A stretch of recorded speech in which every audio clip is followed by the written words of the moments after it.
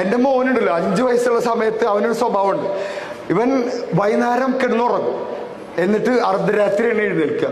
ചില ഹൊറർ സിനിമയിലൊക്കെ കണ്ടിട്ടില്ലേ, ആദ്യം കല്ലറിങ്ങനെ ഇളകും. ഇവൻ കിടക്കുന്ന എങ്ങനെയെന്ന് ഒരു പുതപ്പിന്റെ അറ്റത്ത് കിടന്നിട്ട് ചുരുണ്ട് ഷവർമ്മ കിടക്കണ പോലെ കിടക്കും. ഞാനാണ് രാവിലെ ഷവർമ്മ പൊളിക്കുക, അപ്പൊ അതിൻ്റെ ഉള്ളിൽ ചിക്കൻ പീസ് ഇങ്ങനെ കിടക്കിട്ടോ. ഇവന് ഒരു സ്വഭാവമുണ്ട്, പുലർച്ചെ എഴുന്നേറ്റ് കഴിഞ്ഞാൽ പിന്നെ ആരും ഉറങ്ങുന്നത് അദ്ദേഹത്തിന് ഇഷ്ടമല്ല.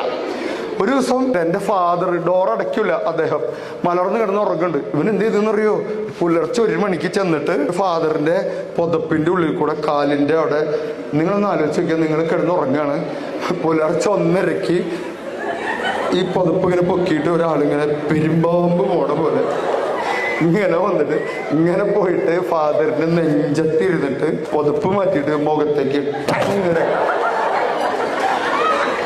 അടിച്ചു കഴിഞ്ഞിട്ട് അവൻ പറയണേ, ഉറങ്ങിക്കോട്ടാ.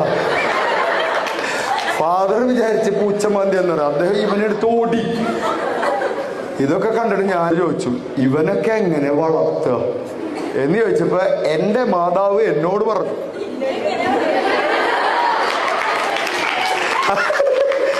ഇതൊന്നും ഒന്നുമല്ല, നീ ഉണ്ടല്ലോ നീ